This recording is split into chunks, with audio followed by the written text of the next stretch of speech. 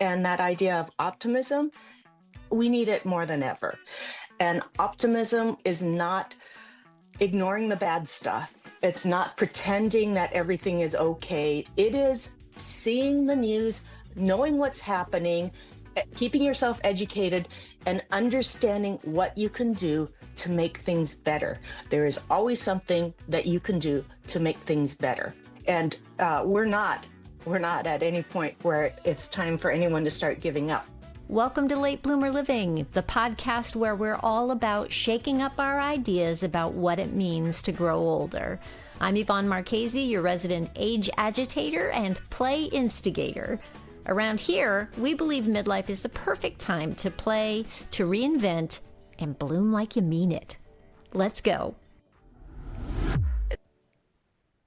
In a world that feels heavy, being optimistic can actually be rebellious. Today, I'm talking with Molly Lee. She's a soap maker from Portland, Oregon, whose business, Optimistic Soap, turned into something bigger than she ever imagined. And this isn't just about her soap making, this conversation today. It's about speaking up and finding purpose and proving that your second act can be your boldest one. That's what this is going to be about. So stick around. Molly's energy just might remind you that even small acts done with heart can ripple further than you think. So without further ado, here's Molly Lee. Molly, thank you so much for being with me today. Hi, sure. Thanks, Yvonne. Oh That my was a God. nice intro. I'm so excited to have you on. You hooked me. I found one of your reels and it made me laugh. And it had heart and content about the real stuff that's happening in our world right now. And I'm going to get a little bit clamped. Excuse me. Wow. Oh, Hello. Um, oh. yeah. Wow. Whoo. I didn't expect that. Excuse me. It gave me hope. It gave Oh, me hope to see what you're doing.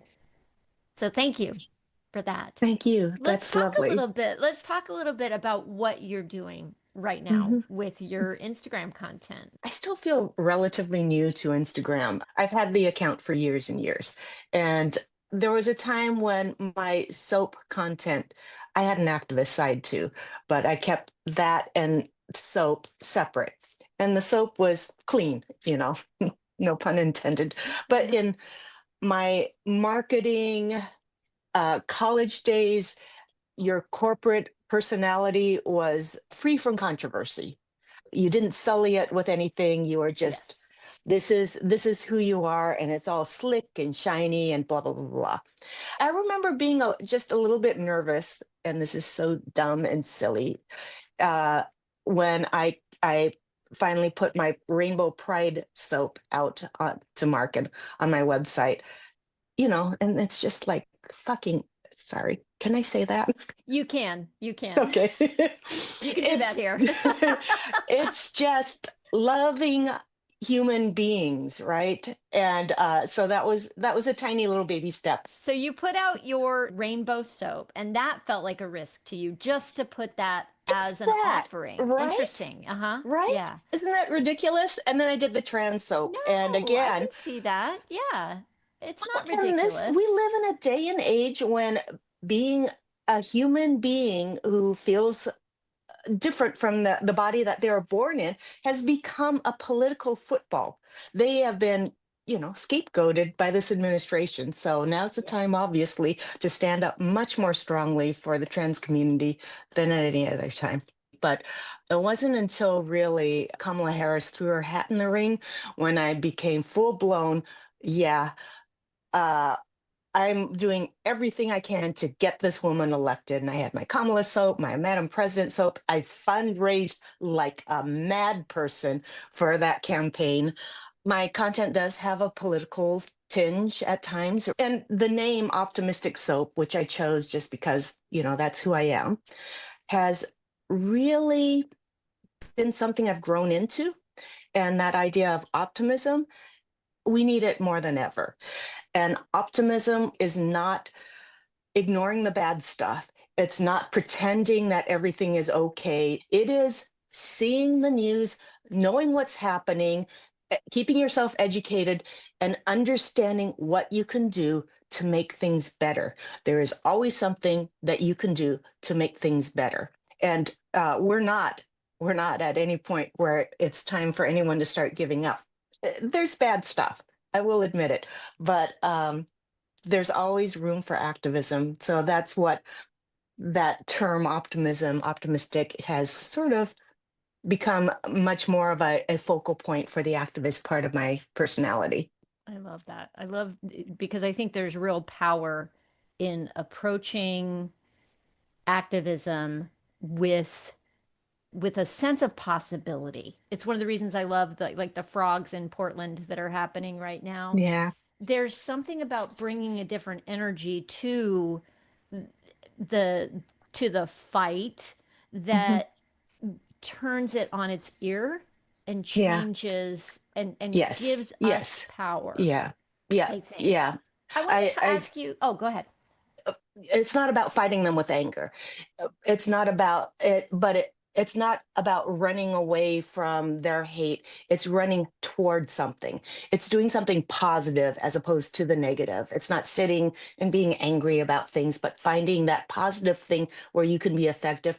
And it's not only good for the world because when you vote, when you do these tiny things, they might seem like a small thing to go and stand on the waterfront with your sign among thousands of other people. You might feel small, but you're important, and it is an effective action that is not only good for the world, but it's good for your soul. It heals us. It gives us control in a world that's a little out of control. Yeah, it's like a little bit of agency, right? Exactly. It's like Exactly. claiming your power Yes. for that moment. And when I have shown up to things, I have felt that I'm showing up just for me, it really Hmm. as much as for what I believe in. I'm showing up to be the person that I want to be. Yes. An affirmation as opposed to just pushing back against the hate, which is Yeah. what you said. Yep. Let's go back to the soap making Mhm. story part of this. What drew you to soap making in the first place? How did that all start? I randomly came across a YouTube video of Martha Stewart making soap. And it looked so interesting that I disappeared down the YouTube rabbit hole. I did all the research. I get a little obsessed about things. I got a Uh-huh. ton of books, and then I finally made my first batch of soap with three kitchen ingredients, unscented, very plain, in a juice carton because I didn't have a real mold. And it was so magical blending these liquid ingredients together and then having it turn into a solid that is useful, that feels good on your skin. It's, I still feel like it's alchemy, that it is magic. It's chemistry, but it still feels amazing to me. So, Yeah. So what do you mean by alchemy? I know you've said that before. You've called it modern day alchemy, I think. Tell mhm. me a little bit about what's the difference between chemistry and alchemy. Alchemy just has a more magical feel, and the Uh-huh. alchemists back in the old days tried to turn base metals into gold. So, in the same way, soap makers will turn oils like olive oil, blah, blah, blah, coconut oil, and lye water, which sounds terribly frightening, but this is how Uh-huh. soap is made, and blend it together and turn it into, modern day gold. It's a totally different molecule than the oils and the lye. It creates a molecule called soap. Really? It's a new Yeah, molecule? it's you're breaking these molecules apart and they're recombining to make a whole new magical element called soap. That is so cool. I know, right? It's Yeah. beautiful. It's amazing. And then beyond that, then I get to add in colors and make them pretty and add the fragrance, which makes them pretty. Um, it's like hits all my creative spots. I get to design the labels. I get to do the website, which is another creative thing. And it's just all this lovely stuff. Okay, so how long have you been making soap for now? It's got to be 12, 15 years. I don't know. I'll have to Okay. look. And Yeah. how, do you mind if I ask how old you are when you started the soap Well, making? I'm 60 now, so Okay. mid So 40s. mid 40s. And at what point did it become a business? I had been selling soap sort of just to coworkers and stuff, these kind of ugly little blobs of my new beginnings. Uh-huh. Oops, they were so sweet to actually fund my obsessive but not inexpensive hobby. So, it kind of sprung from that. The need to buy more supplies. I was like a junkie. I needed more money. Ah, So that's why I started selling. And there it's you just so go. delightful. But I became official, I think in 2019, 2020, and then, got my business license, did my accounts, so that's Yeah. when I became real. So I don't know about you. So I'm a photographer, and I Mhm. find that when I am doing photography, I get into what they call the flow state. Do you find yourself Yes. doing that when you're making soap? Yes. Yeah. Yeah, 100%. Yeah. It is like it still feels magical. I must have made thousands of batches of soap by now, but it still feels like magic when you pour these liquids together and then it turns into a solid that is useful and that people want. It's just such a astonishing and wonderful thing for me. How has soap making changed you? What's the alchemy of that? It's given me a purpose. And I think that's so important that people find a purpose. I think a lot of times, I think in this day and age, we focus on things that don't really make us happy. We buy things thinking, a nice car, or we go and we have our mani pedi spa day with the gals. That's pleasurable. The car is retail therapy or whatever. But in the end, when you go home, it's not, it doesn't nourish your soul. Don't get me wrong. I love my electronic toys and I love buying myself a fun new gadget. But finding a purpose and a reason for being is much bigger than that. And the soap has given me that with my Instagram, where I get to talk about and encourage people to be more active in politics and to do things. And I get so much good feedback. I mean, I get people who pop out of shops when they recognize me and they hug me and they tell me how important my message has been for them. And just imagining that I have helped someone not only do something, but also feel better in their human soul. Yeah. Yeah, that's There's no that, there's I'm nothing getting better. verklempt again because that's what Yes. happens to me if somebody tells me they've been listening to the podcast and it's changed And they something for got them. something. That Yeah. you made a difference, that you changed something. And I Yeah. know not everybody has a soap business that they can convert to that, but everyone can do something. And it can be volunteering at the food bank. That's something that's bigger than you. People who belong to a church where they do community things or they join a group. All these things make you part of a bigger whole. And I think we've lost that a little bit in modern day society. Was the rainbow soap the first time you made soap that was for a cause? Yeah, I didn't see it as for a cause. Oh, okay. But yeah, I mean, that was just, I think I did it for pride, which is sort of a cause. Yeah. Okay, cool. But I started the soap business when I still had a day job. Uh-huh. So, the day job paid for the bills. The soap really only had to break even for it to be a Yes. happy thing for me. Also, Yeah. I got to buy all the fun soap tools and toys and things, and that was very delightful for me. So I didn't have to really make money. My husband didn't even really want me to make money. It was just a hobby. Yeah. So um, if there were funds left over, I would just donate it because, again, I didn't need it. I am in a very privileged and lucky position that I can do that. And after a while, I sort of codified it. And then for a long time, every month, I would choose a fundraising focus and I would donate $1 for every bar of soap that I sold online. to whatever. Oh, I think the first one I did was Fun Texas Choice when they were doing bounties on pregnant women who were seeking abortions. That made me so upset. And then, I'd choose something different every month. And then I discovered that, while I could maybe donate $500 in a month by doing that, I wasn't selling that much soap. Mhm. I could make more money if I put together a bundle of 20 bars of soap and did fundraising. So I partnered with various groups, most recently Postpartum International, and they created a fundraising page, and I directed eyeballs over to them and said, for every $10 donation, you get a chance to win this bundle of soap. And so I think we raised between six or $7,000 that way. So that's Amazing. that's much better, or that's much more of an impact than the $500. And then it also gives my community, and it does feel like a community on Instagram, this purpose.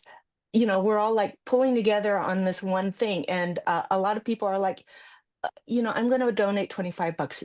Take me out of the drawing. I don't really need the soap. They're doing it because, well, one, it's a good cause, and two, they feel a part of something important and useful. It's so important to be able to feel like you can do something, Hmm. because I think that so many of us watch everything that's happening in the world and feel hopeless and helpless. Hmm. Like what difference can I make? Yeah.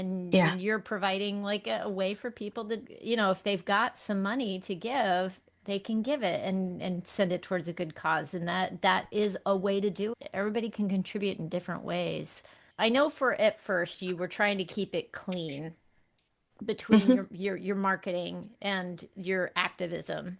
When you decided to start talking about politics and social issues, were you afraid? Like, how did it go? What was that transition like for you? If you could think back to the Yeah. early time of it. I mean, I think I sort of baby stepped into it. It's pretty simple for most businesses to at least celebrate Pride, I hope. And so, I've always done that and always done something special, like donate to the Trevor Project or whatever. Mhm. And it was with the Kamala Harris candidacy that I really stepped very wholeheartedly into that. Did I feel afraid? I don't think so. I knew by then who my audience was, and we Mhm. were of similar mind. I'm sure I lost a ton of followers, but I it was more than offset by the people who joined me because they could see that I was wholeheartedly and loudly saying what they felt. Mhm. Um, I know it's scary for businesses, small businesses, to feel like, they don't want to offend anyone. I get that. And I can't promise that this would be the same for everybody. But for me, I have gained so many more followers and so much more sales because I have been loud about what I feel and what I think everyone should feel. I think if you're going to be pussyfooting around it, and if you're going to like just have your bland soap site, and then just say the one message, and that surprises and shocks people, yeah, you're only going to lose those followers then. But you have to be consistent and continue to like say what's right. And that's when other people will join in. Yeah, you're going to lose a bunch of those folks initially, but by continuing and being consistent, I think you can gather more people. Do you remember like what the moment was where I don't know if you said to yourself, I just can't stay quiet anymore, or Yeah, what that I was? remember being at Portland Pride one Uh-huh. afternoon, glancing at my phone and seeing that Joe Biden said that he was going to endorse Kamala Harris, and it became clear that she was our candidate. And the consequence of having Trump as our president was so horrific, and so I ran very hard towards the Harris campaign. So I know that moment very well. Gotcha. I want to talk about the trolls that tend to Mhm. come out in situations like this. How do you stay centered and keep your energy focused on the optimism in the middle Yeah. of stuff like that? I'm not sure if I have a particularly thick skin. I have talked to other folks who will get a negative comment and it will totally ruin your day. Hmm. Um, those people's opinions really don't bother me. Yeah, yeah, it could be like a thousand pinpricks. Like there were a couple of posts that I had early on during that campaign period where I got a lot of negative comments, a lot of good ones too, but a lot of the mean trolls. And I have a very strict policy on my account. Those folks are not allowed. Obviously, if they're going to say something mean about trans children, I don't want those kids to see that. I understand, allowing them to discuss things. They're not there to discuss. They're just there to be mean and cruel. And the times that I have engaged, they don't want to discuss. Their mind's already set. There's no point. So I'm very strict about block, delete, block, delete, block, delete. I can do that all day long, and Hmm. then they're gone. Once you get one troll making a mean comment, all of their followers will see that they commented and that brings them in, and then there's more. So allowing the one guy to stay there is just a recipe for more of the same. So again, that's another reason I don't allow discussion. If you want to discuss things, go to your bar and talk to someone face to face, but no one's going to change anyone's minds through an Instagram comment. So Hmm. block, delete. Yeah. So that works for me. And I don't know if something's changed in the algorithm or what, or maybe I have indeed gotten to the point where most of the trolls are blocked, but I barely get any mean comments at all anymore. Or maybe I just don't even register anymore. They don't mean anything to me. So yeah, they're all gone. Sometimes I'll just see a troll say something mean on someone else's account and I'll block them just to be proactive because I don't want them seeing my content. They don't want to see my content. I'm doing them a favor. Apparently, some of what I say is triggering to them. So I see it as a service to them. I love that I will approach. Oh say, my gosh, that is some good judo. That is some really good judo there, Molly. I love it. I will say if any of your followers or any of your listeners are having problems with a particular post, they can turn off comments on that post. And I've done that once or twice. So Oh, you can just do that magically, it will go away. Or you can switch your settings so that only your followers can make a comment on your entire account. yeah. I have not ever had a troll feel um, so motivated that they decided to follow me just to make a mean comment. So that will 100% eliminate that if you're worried about That's a trolls. really good tip. That's a really good tip. So, so I just have to ask this because it was a struggle for me, especially in, I would say, the first quarter of this year for some reason. How do you navigate that tension between wanting to stay positive and acknowledging what's hard in the world? I think you have to acknowledge what's hard. Otherwise, you're Susie Sunshine. Otherwise, you're an ostrich with your head in the sand. And I think being honest about what I was going through was helpful for people. So if you scroll far enough in my Instagram feed, the day after the election, I was not a happy chipmunk. I was as devastated as anyone else, but I came on, gave my message, which was, yeah, we're all very upset, we're disappointed, but what I wanted people to come away with was don't let it change you, don't let it make you bitter. Mm, And then I went away. And then I think it took months. I had several videos of me lying flat on the floor, literally, because that's what I do when I'm so overwhelmed and so upset.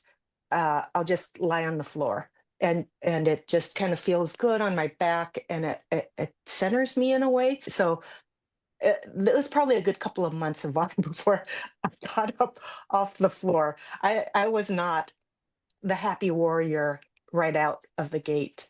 But there's With all my soap orders, I include a little optimistic quote, just a little random, hopeful, encouraging quote.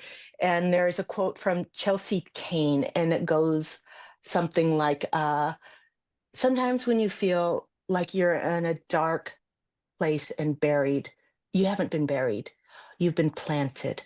Oh my gosh, I love that. So at that moment when I was flat on the floor, could not do anything, there was still stuff happening, and I think it was for other people, and we had it took us a long time to digest and get through it, but those of us who did and came out and ready to fight and ready to do things, I think it was a necessary time of fallowness to just be there.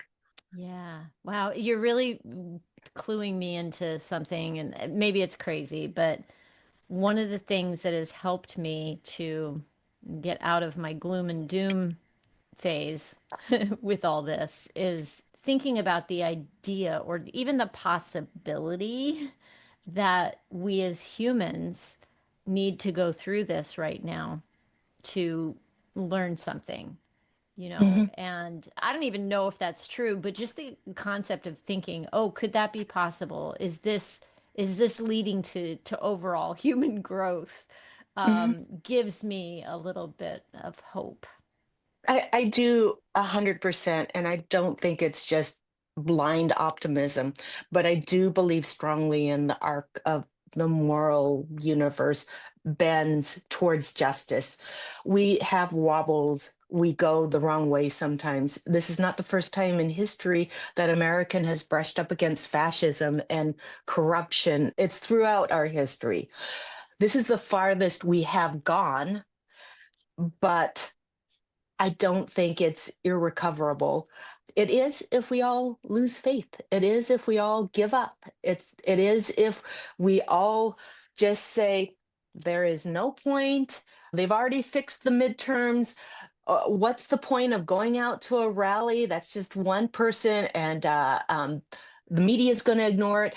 Yeah, you can naysay every little thing and stay at home and curl up in a tight little ball, but that's when we've lost, when everybody does that, and so we absolutely can't.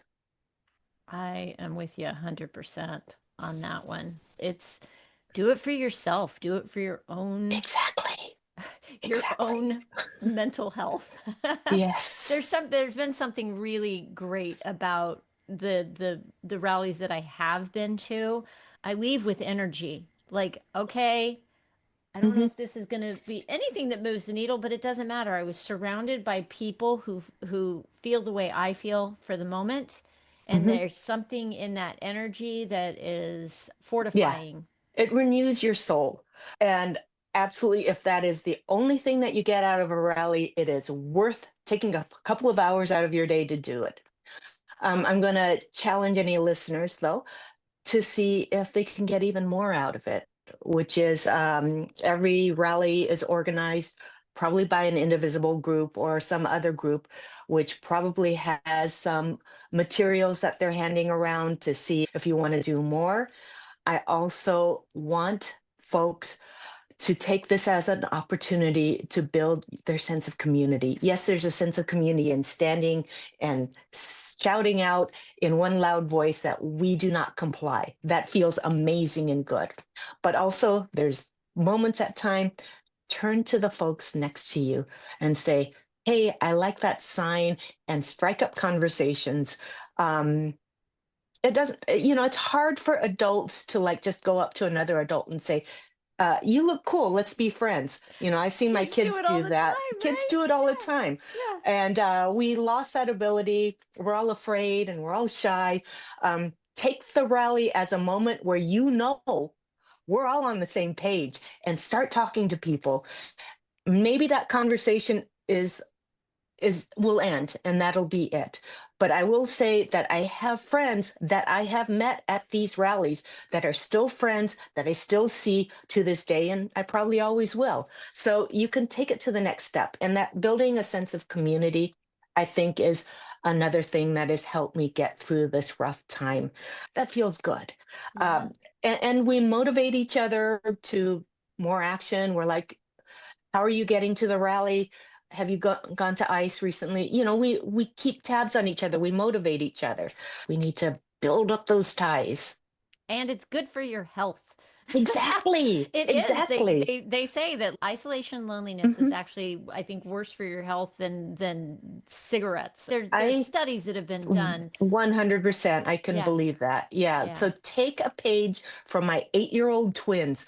Go up to someone and say, "You look interesting. Let's start talking." I have the phrase, "let's be friends," has actually come out of my lips the last year or so because I'm realizing they probably want to be friends too. And And people even if need we to hear never, it. Sometimes if you say that, people are like, "Oh, you want to be my friend?" Like there's power in that, isn't there? yeah, Like you yeah. can see somebody go, "Oh my gosh, you want to be my friend?" Yeah, I think it's that vulnerability Yeah. of being the first person to admit that you're cool. You don't know if you're going to get rejected, Right. but let yourself be vulnerable. Yeah. Let yourself, especially if you've already had a little chat and you realize that you're pretty cool. Yeah. Now I did so I knew you were a mom of twins. They're 8 years old right now? No, no, no. They Oh. are 25. Oh, Five. okay, okay, Yes, okay. they're That big now. yes, I get you. Yes. Because I Uh-huh. was wondering how you make space for, having kids, doing this Yeah. and all that. So just overall though, with adult kids now, how do your kids feel about what you're doing? My kids, they have always seen their mom. Outside of the soap, I was very active in activism circles during the first Trump administration. I'll just show you this. You can cut it out if it's like too much of a segue. Yeah, no, But cool. uh, Uh, this this image is the Inner America flag, and there was a group of women called Nasty Women Get Shit Done. can I read it out loud for anybody who's just getting the audio Oh here? yes, yes, please It do. says, in our America, all people are equal, love wins, Black Lives Matter, immigrants and refugees are welcome, disabilities are respected, women are in charge of their bodies, people and planet are valued over profit, diversity is celebrated. Wow. Yeah. Boom. And then this is on sort of a version of the American flag, as Uh-huh. you Oh, can yes, see. that's key to describe. Yes, it looks like an American flag. So this was created by a group of women who gathered together in the wake of the 2016 election. The Sunday after that, they gathered at my friend Allie's house and they're like, what the hell are we going to do?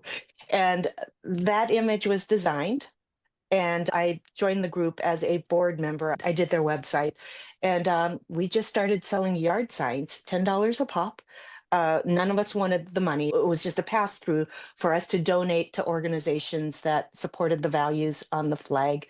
The first $10,000 donation went to a church that was providing services to immigrants and refugees.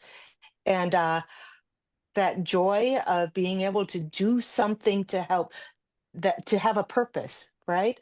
Was what motivated a group of middle-aged, mostly white ladies Mhm. to continue to sell this sign, which became such an iconic image, I think, in some people's eyes, that when I tell them I was part of this group, they're like, oh, yeah, well, you got that from somewhere else. It's just embedded, especially in Portland, it's everywhere. Mhm. No, we created it and they don't believe me. But yeah, this was our thing. And so in the end, by the time we officially broke the group apart, it reformed. So it's not Mhm. a lost cause. But when Biden was elected, we're like, okay, we're done. We're all so excited that we did Yeah. it. We Uh-huh. had donated, I think, $220,000 to Wow. various charities. And, this is just a group of white women mostly selling yard signs at $10 a pop. And I'm so proud of that work. And I want people to see that you can do things. You don't have to do it at that scale, at which I'm very proud, but have a bake sale and send some money to Democracy Forward. It doesn't have to be that big, but it'll make you feel better. This was something that I did, and I kept that and soap sort of, church and state for a long time. Yeah. And your kids see this, right? And Oh, have yes. they have Oh, they yes. have they Thank you for said, bringing me back to the yeah, have question. they said how they feel, like have they, are they inspired by what you're doing? Did they, or did Um, I think they haven't said it in that many words, but it's the just in the kids don't? background. Yeah. But during the 2020 federal occupation of Portland, which happened when Trump wanted to make us an example. Yeah, this was Uh-huh. in the wake of the George Floyd protests, and it was like everyone's lawless, and Portland is literally burning to the ground. A lot of the same rhetoric that you see right now, which is Mm-hmm. untrue. It was untrue then. It was untrue now. But they sent federal troops to crack down on the city. So we were tear gassed nightly, pepper sprayed, rubber bulleted. Most of us were just standing around with signs around the federal building, and then they would come out and like just trump us. I know people who have been injured by rubber bullets.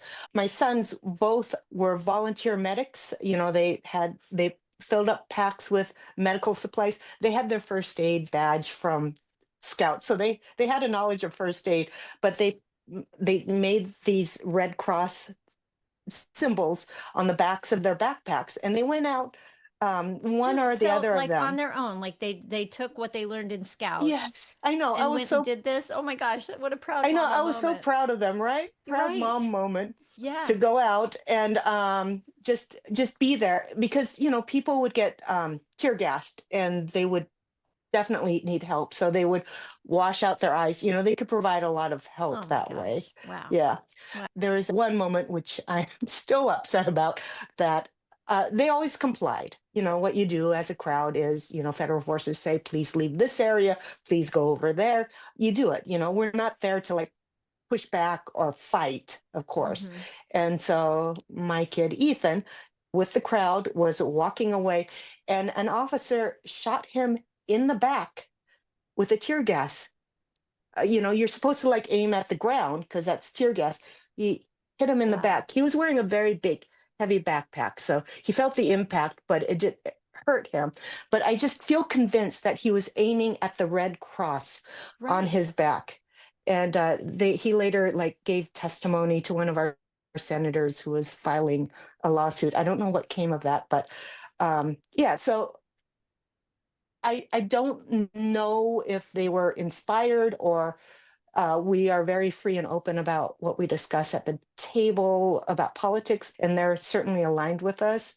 Mm-hmm. So, what I do get a little bit of joy out from them, Colin recently told me that some of his friends and coworkers are really impressed that he's the son of the soap lady, and it gives him a little bit of cachet, I guess. And I hear from some of my just, middle-aged lady friends that I've known for decades, when they discover that their kid is following my Instagram, and then their kid is like, "Oh my God, you know her?" And then the kid is impressed that their mom is friends with me. So, Oh, I love all of that. Oh my gosh. So we should probably wrap up soon, but I want to ask you, what do you think your younger self would say if she could see you now? oh God, I was so scared as a younger human being, as a people pleaser, and wanted everybody to think that I was nice and, a good human. I was so worried about all that. Mm-hmm. And I don't know if I could have spoken words that would have made her feel more self-assured or not, but I Right. guess I could say those words. Some of it just comes with maturity and age, and realizing, who matters and who doesn't. Like I said, what trolls say to me online, it washes off me absolutely, because their opinion doesn't matter to me. Someone close to me, just like a week or so ago, they made a comment, and I had to like discuss it with my husband, and I got a little teary. And it was a dumb thing. It didn't mean anything, and they didn't realize, but it really hurt my feelings, because that person's opinion matters. So you kind of have to Mm-hmm. differentiate between the chaff, and Yeah. and the reason why this person's opinion matters is because I deeply love them. So it's just a measure of my love for and from them. So, it's all good. Emotion is good.